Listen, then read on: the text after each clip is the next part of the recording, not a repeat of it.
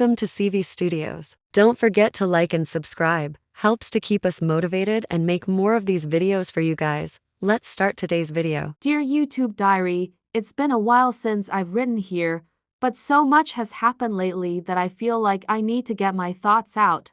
My parents are away again on one of their long business trips. They always seem to be traveling to new places: Paris last month, Tokyo the month before. Honestly, I've lost track of where they are this time. I think it's somewhere in Europe again. Mom and Dad are successful, I'll give them that. They've built this life where they're always going somewhere exciting, dressed in their fancy clothes, giving me brief kisses goodbye as they rush off to the airport. Sometimes I wonder if they enjoy being away from home more than they enjoy being here with me. But I can't really blame them, can I? They've worked hard, and I'm proud of them. Dad is tall and serious, with his perfectly styled hair and suits that always seem too expensive for someone's dad. Mom is the opposite, more casual, but in an effortless, glamorous way. She's a lawyer, always talking about cases and clients. They're both kind of intimidating, honestly. They don't really notice the little things like whether or not I've done my homework or if I'm feeling lonely, but I guess that's what Lona is for. Lona, she's the one I really want to write about. She's been babysitting me for a couple of years now, ever since I was 13.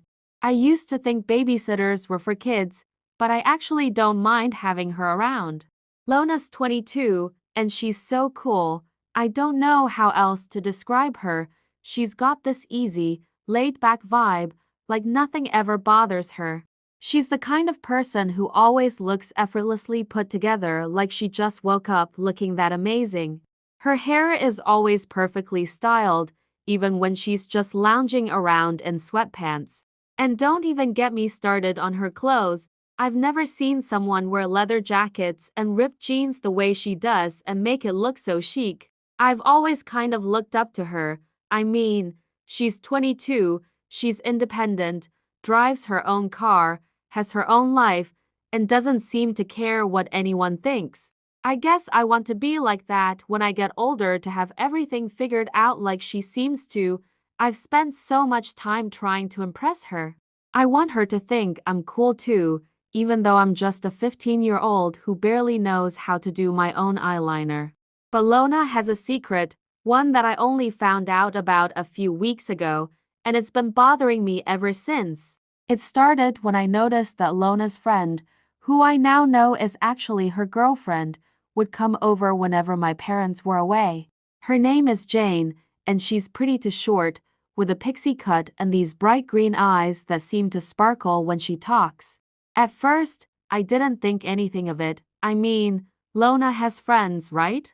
But then I started noticing how close they were, the way they'd sit together on the couch, whispering and giggling like they had the world's best inside joke. I was curious, but I didn't want to be weird about it until the night I caught them doing it. It was late, way past the time Lona usually sends me to bed. I couldn't sleep, so I decided to sneak downstairs and grab a snack. As I tiptoed toward the kitchen, I heard voices. Lona and Jane were in the living room, talking softly, and I thought nothing of it at first. But then, as I peeked around the corner, I saw them. They were sitting really close, their faces inches apart, and before I knew it, they started kissing. I panicked. I didn't mean to spy on them, but I couldn't help it. My heart was racing, and I quickly backed away before they saw me. But I guess I wasn't as stealthy as I thought, because called me out as I was running away. She looked so nervous, something I'd never seen from her before. "Liz," she started, her voice soft, "about what you have seen." I froze. I didn't know what to say, so I just stood there, staring at her like an idiot. "Please," she continued, "please don't tell your parents. They wouldn't understand." Her eyes were pleading, and it was so strange seeing Lona, the confident, carefree girl I admired, look so vulnerable. "I'll do anything," she said, "just don't tell them." And that's when I had an idea. "Anything?" I asked, half joking but kind of serious at the same time. Lona nodded, looking a little relieved that I wasn't yelling or running to call my parents.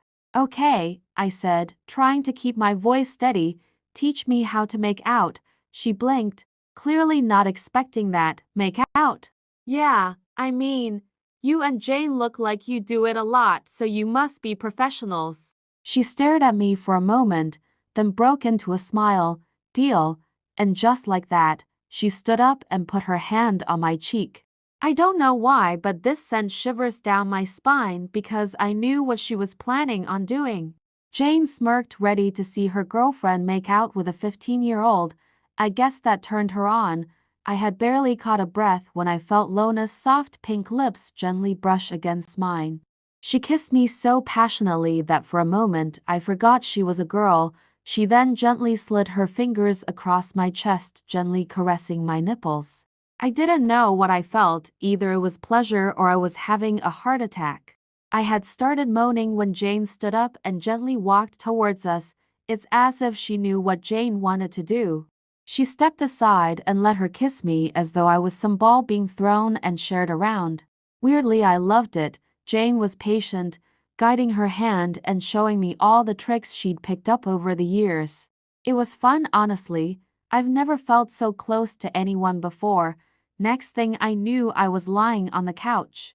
Lona gently slid my pants off. I was in my nightie pajamas, so I had no panties, and the cold breeze made my groin shiver. I hesitated a bit when Lona approached, but in the most calm voice she says, "Don't worry, I won't bite." She then put her tongue in my cookie and a surge of electricity filled my body, and this says something because I was a virgin. She licked my cookie with passion, and every lick made me come closer to reaching climax. When I did reach climax, it felt like I was getting a mini heart attack. That night, when my parents called to check in, I didn't say a word about what had happened. Not because I was scared or anything, but because I didn't want to ruin what Lona and I had. I liked our secret, even if it was a little strange. And I liked that she trusted me enough to teach me something she cared about.